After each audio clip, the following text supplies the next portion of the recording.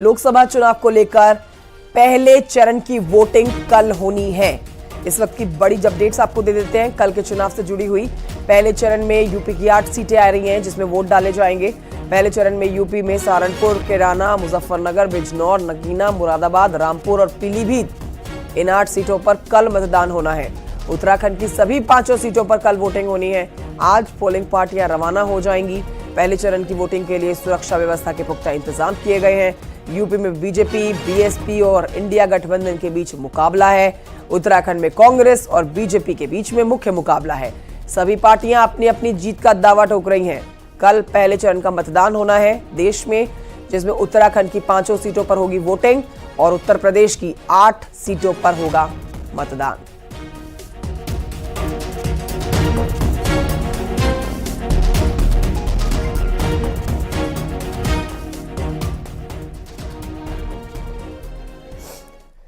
और आइए आपको समझाते हैं वो कौन कौन सी 8 सीटें हैं जहां वोटिंग होनी है कल। हर सीट पर कितने कैंडिडेट मैदान में हैं, आइए आपको ग्राफिक्स के जरिए समझाते हैं सारा गणित। आप ग्राफिक्स मेरे आगे देख सकते हैं। इस समय कल पीलीभीत में मतदान होना है। कुल उम्मीदवार यहां से 10 हैं। सहारनपुर में भी मतदान होना है। कुल उम्मीदवार यहां से 10 हैं। इसके अलावा आगे बढ़ेंगे, कैराना भी प्रमुख सीट जिस पर कल मतदान होना है, यहां से 14 उम्मीदवार हैं। आगे बढ़ते हैं, बात करेंगे मुजफ्फरनगर की। मुजफ्फरनगर पे आप नजर डालते हैं तो यहां से 11 उम्मीदवार मैदान में हैं। बिजनौर, कुल उम्मीदवार यहां से 11 हैं। नगीना, यहां से 6 उम्मीदवार हैं चुनावी मैदान में जो ताल ठोकते हुए कल नजर आएंगे। मुरादाबाद, कुल उम्मीदवार 12। रामपुर, कुल उम्मीदवार 6। तो ग्राफिक्स के जरिए आपने ये जान लिया कि कल जिन जिन सीटों पर मतदान होना है उत्तर प्रदेश में, उनमें हर एक सीट पर किस तरह से मतदान, कितने कैंडिडेट्स के बीच में मुकाबला होने कल जा रहा है। अब आपको यह भी बताते हैं कि 8 सीटों पर जो कल मतदान होना है, जिसमें कुल उत्तर प्रदेश के 80 कैंडिडेट्स हैं। बीजेपी दम भर रही है सारी सीटें जीतने का। अब कौन कौन से वो कैंडिडेट्स हैं जो कल अपनी किस्मत आजमाने जा रहे हैं, तो आपको बताते हैं। कल 8 उम्मीदवार जिनके लिए अपने अपने मुद्दे लेकर मतदान करने के लिए लोग जाएंगे। पहला चरण बीजेपी के लिए कितना अहम रहने वाला है वो आप इससे समझ सकते हैं। पहला बड़ा मुद्दा है सांस्कृतिक राष्ट्रवाद का। देखिए, राष्ट्रवाद का सबसे बड़ा मुद्दा जो लोग अपने जहन में रखते हैं और इस मुद्दे को ध्यान में रखते हुए ही कल वोट करने के लिए जाने वाले हैं। गन्ने का भुगतान, उत्तर प्रदेश की कई ऐसी सीटें हैं जहां पर प्रमुख मुद्दा लोगों के बीच में गन्ने के भुगतान को लेकर है। ज्यादातर लोग संतुष्ट हैं योगी सरकार के कामकाज से, केंद्र सरकार की योजनाओं से। चौधरी चरण सिंह को सम्मान दिया गया है, चौधरी चरण सिंह को सम्मान, और यह भी एक मुख्य मुद्दा जो कल मतदान करने के लिए जाने वाले हैं लोग, ये एक प्रमुख मुद्दा अपने दिमाग में जरूर रखेंगे। सीएए, कई अहम मुद्दों में सबसे आप अहम मुद्दा सीएए को कह सकते हैं। इसकी फेवर में लोग हैं, इसके अगेंस्ट लोग हैं, तो जो भी कल मतदान करने के लिए जाएगा उसके जहन में सीएए का मुद्दा जरूर रहने वाला है। अनुच्छेद 370, ये वो मुद्दा है जो लोग अपने जहन में जरूर रखेंगे, क्योंकि पिछले चुनावों के वादे में सबसे बड़ा जो वादा था मोदी सरकार का वो यही था कि अनुच्छेद 370 को हटाया जाएगा, जिसको पूरा किया गया है। विकास का मुद्दा सबसे प्रमुख है। विकास का मुद्दा बीजेपी के मैनिफेस्टो में, समाजवादी पार्टी के मैनिफेस्टो में या कांग्रेस के मैनिफेस्टो को आप देखते हैं तो हर तरफ विकास के मुद्दे की बात आती है। तो ये एक प्रमुख मुद्दा जो लोग अपने जहन में रखेंगे। राम मंदिर, सबसे महत्वपूर्ण, राम मंदिर जो बनकर तैयार हुआ है 500 साल के बाद, ये लोगों के मन में जरूर होगा कि बीजेपी सरकार के रहते ही ये कार्य सफल हो पाया है और राम मंदिर, भगवान श्री राम अपने घर में विराजमान हो गए हैं। रोजगार, विपक्ष सरकार को इसी मुद्दे पर घेरने की कोशिश कर रहा है, लेकिन देखिए ये एक प्रमुख मुद्दा कल जिन सीटों पर लोग मतदान करने के लिए जाने वाले हैं, अपने मताधिकार का इस्तेमाल करने वाले हैं, रोजगार के अहम मुद्दे को अपने जहन में जरूर रखने वाले हैं। तो ये तमाम मुद्दे आपने जान लिए, हर एक सीट का आपने विश्लेषण जान लिया कि कितने कैंडिडेट्स के बीच में मुकाबला कल रहने वाला है। इस पर हमारे सहयोगी जुड़ेंगे और जानकारी के साथ। सबसे पहले चलते हैं रामपुर, हमारे साथ हमारे सहयोगी विशाल सक्सेना इस समय मौजूद है। रामपुर में कल मतदान होना है। विशाल, बेहद महत्वपूर्ण है कल का दिन। कई ऐसे मुद्दे हैं जो लोगों के दिमाग में रहने वाले हैं, कई ऐसे प्रमुख मुद्दे हैं जो पूरे कर लिए गए हैं। पिछली बार के 2014 और 19 के चुनाव में सरकार के रहते जो घोषणाएं की गई थी, जो वादा किया गया था, तो वादे पूरे हुए हैं ये भी लोगों के दिमाग में होगा, और जो अहम मुद्दे हैं ये भी लोगों के दिमाग में होगा। रामपुर की जनता कल के लिए कैसी तैयारी करके बैठी है? देखिए, बिल्कुल आपको बता दूं, कल रामपुर में पहले चरण का मतदान होना है और रामपुर में सुरक्षा व्यवस्था के पुख्ता इंतजाम कर लिए गए हैं। प्रशासन की तरफ से पूरे इंतजाम कर लिए गए हैं। वहीं प्रत्याशियों की बात करें, प्रत्याशियों ने कल चुनाव प्रचार कर कल 5 बजे के बाद समय समाप्त हो गया था और उन्होंने भी अपनी ताकत झोंक दी है। हर प्रत्याशी, चाहे वो भाजपा का हो, सपा का हो, बसपा का हो, सभी अपने अपने जीत के दावे कर रहे हैं। मेन निगाह क्योंकि रामपुर के चुनाव पे रहती है, क्योंकि जब आजम खान मैदान में होते हैं तब भी, और आजम खान इस बार जेल में है तब भी रामपुर पर निगाह है, क्योंकि यहाँ पे अखिलेश यादव ने जिस प्रत्याशी को उतारा है, आजम खान के समर्थकों ने उसका विरोध किया है। तो कहीं ना कहीं पूरे देश की निगाह इस समय इस रामपुर के चुनाव पे होगी कि आजम खान, जो रामपुर में जिसको चलते आदमी को भी खड़ा करते थे वो भी यहां से जीत जाता था, तो क्या आजम खान के बिना रामपुर समाजवादी पार्टी जीतती है या नहीं जीतती है? यहाँ अखिलेश और आजम दोनों की अब दांव लगी हुई है। वहीं भाजपा की बात करें तो भाजपा के जो प्रत्याशी हैं वो मोदी योगी के नाम पे उनको वोट मिल रहा है, विकास के नाम पे उनको वोट कर रहा है, राम मंदिर के नाम पे उनको वोट मिल रहा है। तो सुरक्षा, फिलहाल बसपा जो है, बसपा भी अपना दावा कर रही है कि हम भी यहाँ से जीते हुए हैं और भाजपा और सपा दोनों को हराएंगे। अब देखना यही होगा कि जब मतदान के बाद जब मतगणना होगी तो क्या आजम और अखिलेश दोनों में से किसकी साख बचती है या भाजपा जो है वो जीतती है। बिल्कुल, ये एक बहुत ही प्रमुख सीट है समाजवादी पार्टी के लिए। लेकिन विशाल, हमने इस सीट पर अखिलेश यादव को बहुत ज्यादा कंफ्यूजन में देखा है और कई दफा विचार करने के बाद, विमर्श करने के बाद, आजम खान से मुलाकात करने के बाद जेल में जाके, उसके बाद शिवपाल यादव से चर्चा करने के बाद इस सीट पर मोहिबुल्लाह आजम खान को जो है वो कैंडिडेट समाजवादी पार्टी ने घोषित किया है। लेकिन यहां पर जो लोग हैं उनके नाम को लेकर थोड़ा सा कंफ्यूज नजर आ रहे हैं, क्योंकि जो जानकारी मिल रही है वो ये है कि रामपुर के लोग मोहिबुल्लाह के नाम पर कह रहे हैं कि ये बाहर से आए हुए हैं, क्योंकि दिल्ली से आते हैं ये, और इनके नाम पर भी कुछ कंफ्यूजन बना हुआ है। तो वहां की जनता के कंफ्यूज अभी भी नजर आ रही है अखिलेश यादव की तरह। देखिए, मोहिबुल्लाह नदवी जो है वो रामपुर की स्वार विधानसभा के रजानगर के रहने वाले हैं। उनका गृह जनपद यही है, भले ही वो दिल्ली में रहते हो लेकिन वो रहने वाले यही हैं। भाई, अगर क्योंकि ज्यादा दिनों तक वो बाहर रहते हैं, कभी कभार यहाँ आते, तो इस वजह से लोग उनको नाम को कम जानते हैं और ज्यादातर वो उनको मौलाना जो है वो मौलाना के, क्योंकि तुर्क बिरादरी से वो वास्ता रखते हैं।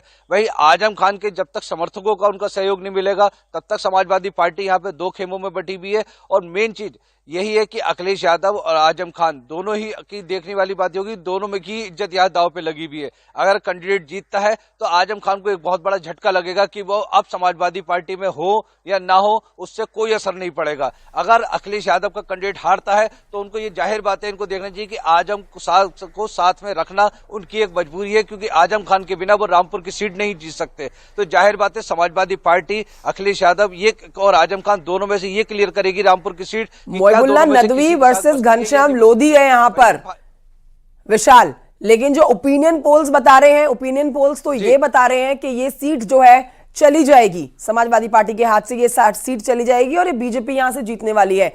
लहर कैसी बनती हुई आपको नजर आ रही है, क्योंकि आप बहुत समय से इस सीट पर अपना ध्यान गड़ाए बैठे हैं, लोगों से मिलते हैं, विधायक से मिलते हैं, जो यहां से कैंडिडेट घोषित किए गए हैं भी उनसे मुलाकात करते हैं। तो आपका विश्लेषण क्या कहता है, यहां से हवा कैसी चलती हुई नजर आ रही है?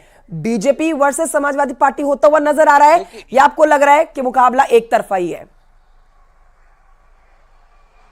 देखिए, बिल्कुल आपको बता दूं, जिस तरह से यहाँ मुस्लिम आबादी ज्यादा है, मुस्लिम मतदाता ज्यादा है और मुस्लिम मतदाता इस बार बिल्कुल शांत है, बिल्कुल बीजेपी के साथ हूँ या समाजवादी के साथ हूँ, ये कहना बिल्कुल गलत है, साइलेंट है। जहाँ तक लहर की बात करें, लहर इस समय भाजपा की लहर है, मोदी योगी की लहर है और हर तरफ भाजपा ही भाजपा इस समय नजर आ रही है। मुसलमान वोटर जो समाजवादी के प्रत्याशी वो अपना बिल्कुल साइलेंट तरीके से प्रचार कर रहा है। तो अभी तक जो विश्लेषण है उसमें यही है कि भाजपा जो है वो तीनों में ही जो है ऊपर उभरती भी नजर आ रही है। लेकिन क्योंकि मुस्लिम मतदाता साइलेंट है, समाजवादी पार्टी का वोट साइलेंट है, अगर आजम खान के समर्थक, आजम खान का सपोर्ट समाजवादी पार्टी के प्रत्याशी को मिलता है तो जाहिर बात है रामपुर से सपा और भाजपा का कड़ा मुकाबला होगा। तो कड़ा मुकाबला आप होते हुए देख रहे हैं। 10 कैंडिडेट है यहाँ से, रामपुर से काफी कैंडिडेट्स हैं यहाँ से विशाल, जो कि अपनी अपनी किस्मत आजमाते हुए नजर आ रहे हैं। मोहिबुल्लाह नदवी भी हैं, घनश्याम लोधी भी हैं, इनके अलावा निर्दलीय भी यहां से चुनावी मैदान में उतरे हुए हैं। लोगों की नाराजगी भी है कि उनको टिकट नहीं दिया गया, इसलिए वो यहां से निर्दलीय भी लड़ रहे हैं। तो जो निर्दलीय यहां से लड़ रहे हैं, बीजेपी या फिर समाजवादी पार्टी से हट के, इंडिया गठबंधन से हट के लड़ रहे हैं, क्या वो लग रहा है कुछ खेल वो भी कर सकते हैं, कुछ गणित वो बिगाड़ सकते हैं, यहाँ का समीकरण वो खराब कर सकते हैं? देखिए, निर्दलीय जो प्रत्याशी है उनसे कोई गणित नहीं बिगड़ेगा। मेन जो गणित है वो बसपा प्रत्याशी है। अगर बसपा प्रत्याशी वोट ज्यादा खींच लेते हैं तो जाहिर बात है वो समाजवादी पार्टी का खेल बिगाड़ सकते हैं। अगर नहीं बिगाड़ते हैं तो जाहिर बात कांटे की टक्कर जो है सपा और भाजपा में ही रहेगी। लेकिन जिस तरह से कहना वही कि रामपुर आजम खान का गढ़ है, आजम खान जेल में हो या जेल के बाहर हो, फर्क बहुत डालते हैं। और अखिलेश यादव को भी पता है कि आजम खान बिल्कुल पलट सकते हैं। जी बिल्कुल, बहुत महत्वपूर्ण सीट है ये समाजवादी पार्टी के लिए। अब मुकाबला यहाँ समाजवादी पार्टी इंडिया गठबंधन वर्सेस बीजेपी है। कल देखना होगा यहाँ पर किस तरह से बम्पर संख्या में लोग अपने घरों से बाहर निकलते हैं और मतदान करते हैं। बहुत शुक्रिया आपका विशाल जानकारी के लिए। और आइए आगे बढ़ते हैं, आपको बताते हैं यूपी की 8 और उत्तराखंड की 5 सीटों पर वोटिंग कल होनी है। बहुत कम समय बचा है, कुछ ही घंटे बचे हैं। आपको ये रिपोर्ट दिखाते हैं जिसके जरिए आप समझेंगे कि कैसे नेताओं ने इस फेज में प्रचार किया है और कौन कौन से मुद्दे इस फेज में हावी रहने वाले हैं।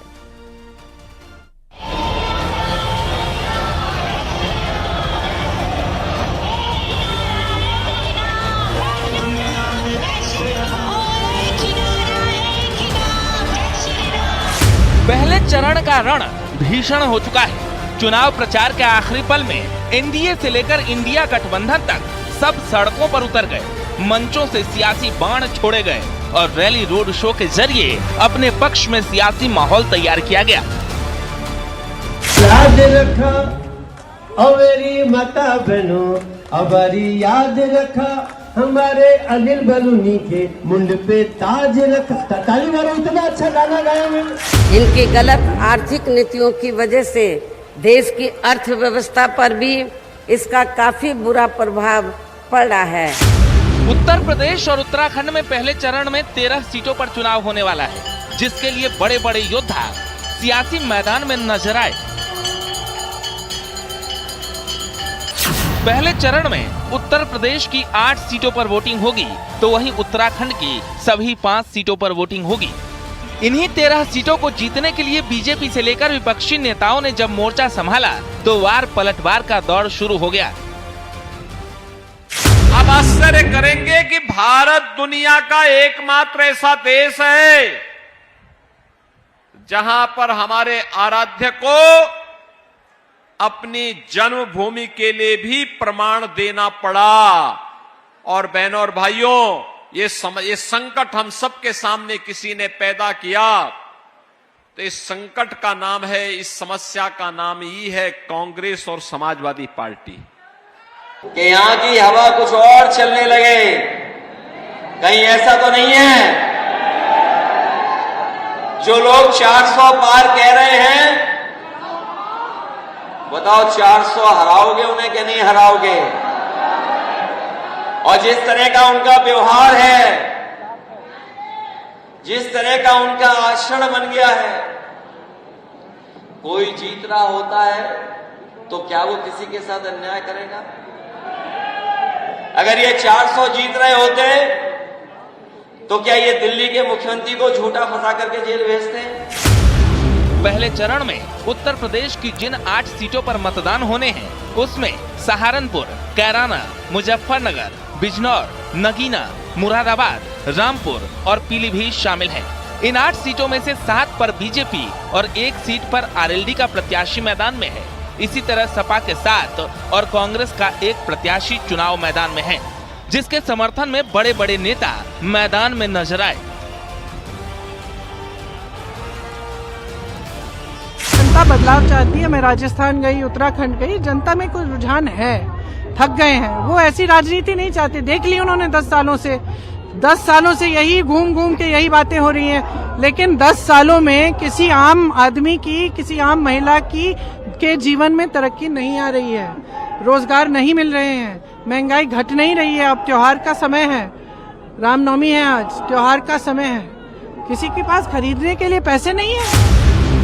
चुनाव प्रचार के आखिरी दिन विपक्षी नेताओं ने भी पूरी ताकत झोंक दी, तो दूसरी तरफ बीजेपी के प्रदेश अध्यक्ष भूपेंद्र चौधरी समेत दोनों डिप्टी सीएम भी बीजेपी प्रत्याशियों के समर्थन में नजर आए, ताकि एक एक वोट को अपने पाले में लाया जा सके। Bureau report, news 18।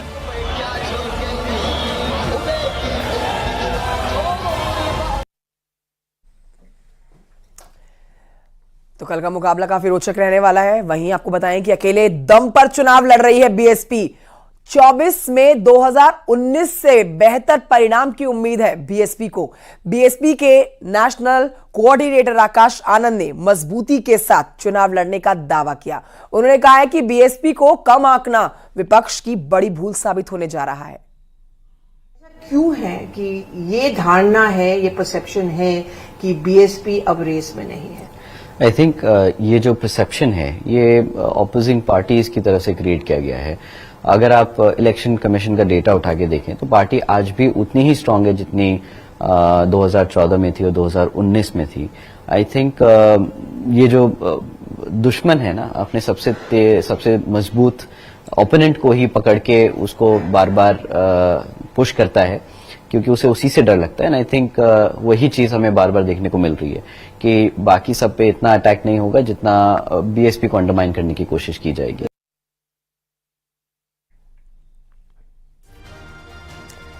एक छोटे से ब्रेक के लिए रुक रहे हैं, लेकिन ब्रेक पर जाने से बता देते हैं कल पहले चरण का मतदान होना है। न्यूज 18 पर आप देखेंगे सबसे पहले हर अपडेट। छोटे से ब्रेक के लिए रुक रहे हैं, जल्द लौटेंगे। आप देख रहे हैं न्यूज 18 उत्तर प्रदेश।